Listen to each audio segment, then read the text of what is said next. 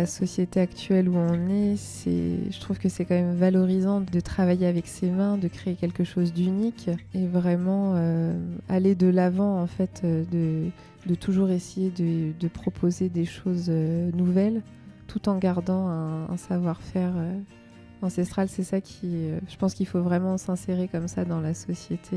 C'est bien de garder un patrimoine, il faut, mais c'est vrai que je sais que les jeunes, peut-être, ça les inspire pas spécialement. Leurs gestes sont précis. Ils font plier la matière sous leurs mains, la façonnent pour lui donner vie. Ils et elles sont les visages des savoir-faire de notre territoire. Avec notre podcast, et grâce au soutien de la région Centre-Val de Loire, on leur tend le micro pour qu'ils et elles nous fassent découvrir leur métier. Bienvenue dans le podcast de l'or dans les mains. À quelques pas d'Orléans, Elisa est laqueuse. Avec minutie, elle ennoblit la matière. Elle transforme des supports en bois, comme une table, des boucles d'oreilles, une sculpture, en paysage de couleurs et de textures. Bleu, vert, orange, rouge, doré, brillant. Grâce à des couches de pigments et de vernis qu'elle superpose, sous ses doigts, la matière se révèle dans tout son éclat. Dans cet épisode, elle nous raconte cette passion pour ce savoir-faire et son histoire. Je passe la porte de son atelier pour vous faire découvrir tout ça. Bonjour Elisa. Bonjour. Vous êtes laqueuse, c'est un métier que je ne connaissais pas, mais c'est très rare comme savoir-faire, non ?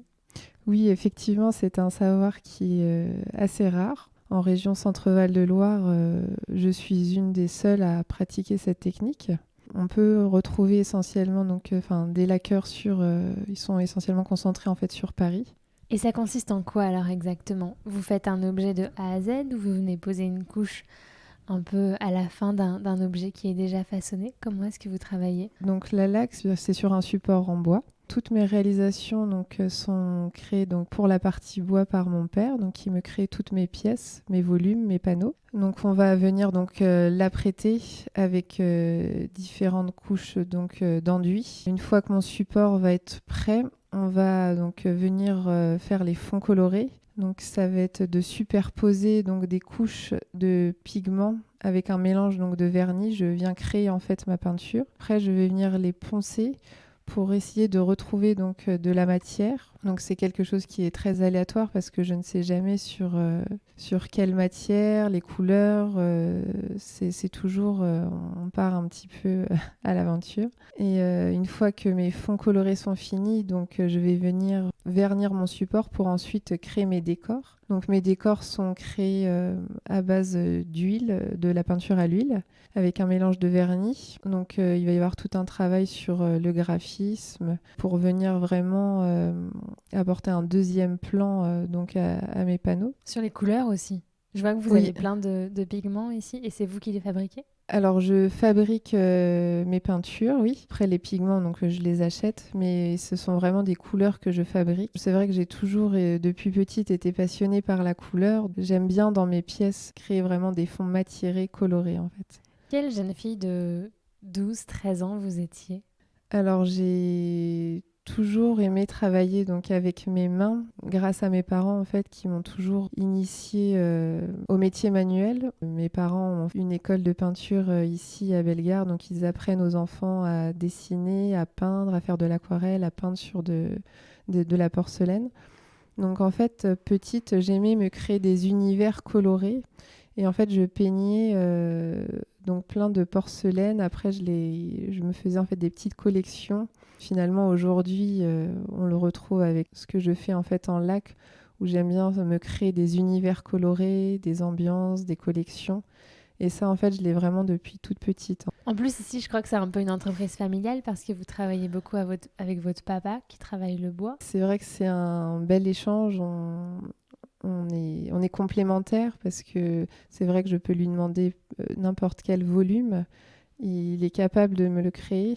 Et après, moi, je viens laquer mes pièces. C'est vraiment un travail... ce sont vraiment des pièces uniques du début jusqu'à la fin. Est-ce que c'est un savoir-faire qu'on pratique comme il y a 30 ans, 50 ans ou même un siècle? La technique, le savoir-faire reste la même. Donc en fait, c'est la laque est née en Asie. Mais après, c'est vrai que moi, j'aime bien travailler donc la laque synthétique parce qu'il y a une richesse qu'on n'a pas forcément au niveau coloré, justement, en- avec la laque végétale.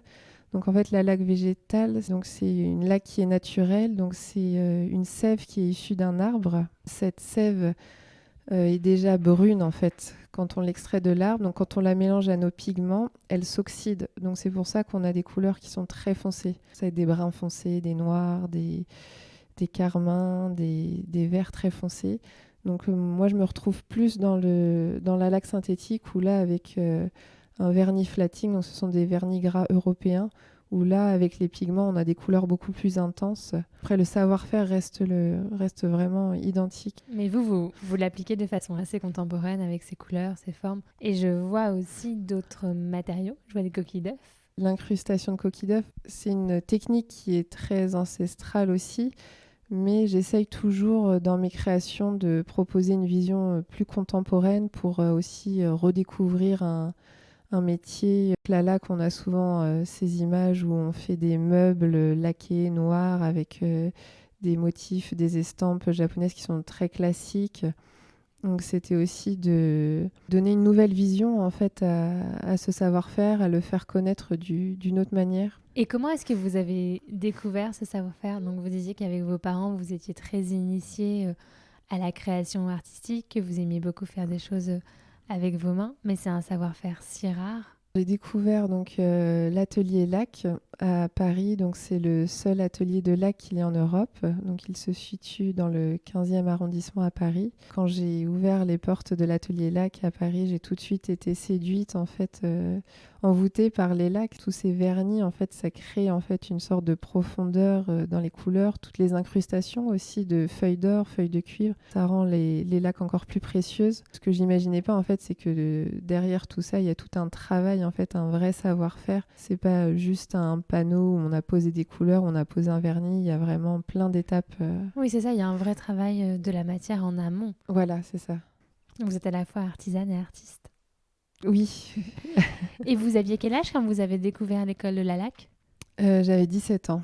Et vous étiez en première, terminale, vous avez fait un bac, c'est Alors ça? j'ai fait un bac STIR appliqué à Olivet, à Charles Péguy. Donc ça m'a permis en fait pendant ces 3 ans de découvrir le monde du design, de l'art. Et donc en fait à la fin de ces 3 ans, je savais que je voulais faire un métier manuel, mais je ne savais pas vraiment lequel. Et c'est vraiment en découvrant donc les portes ouvertes des écoles d'art parisiennes où j'ai découvert l'atelier lac. Et qu'est-ce que vous avez envie de dire à des jeunes qui potentiellement aiment bien faire des choses avec leurs mains, mais ne se disent pas forcément qu'ils vont en faire un métier? Notamment, nous, on a beaucoup de jeunes qui nous disent oui, mais quand on est artisan, on ne gagne pas beaucoup d'argent. Qu'est-ce que vous avez envie de leur dire?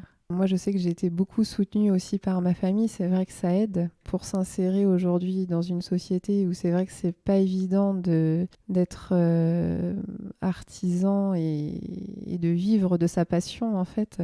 Pour vous donner un exemple, il a fallu que je me diversifie énormément dans mes créations. Je touche tout public en fait. La laque est accessible pour tout le monde, donc je crée donc du bijou, donc des petites boucles d'oreilles qui sont à 20 euros, aussi bien que des très grandes pièces pour des grandes commandes. Par exemple, dernièrement j'ai une commande pour Bouygues Immobilier, ils m'ont commandé toute une série de panneaux pour un hall d'entrée. Je pense que les savoir-faire, il faut les garder, mais il faut vivre avec son temps, avec notre époque.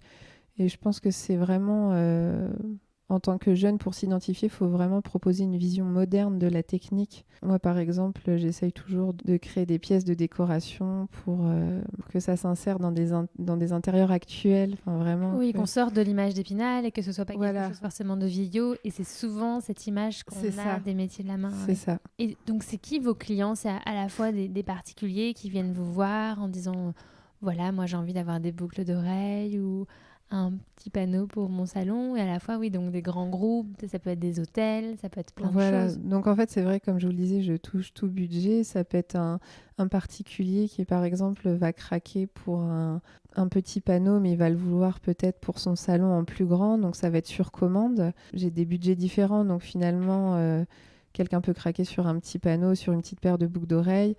Et après, donc oui, effectivement, je travaille pour des décorateurs d'intérieur, des architectes. Après, ils vont réussir à placer mes produits dans certains de leurs chantiers. Donc, c'est vraiment de collaborer avec tout un panel, en fait, de personnes différentes.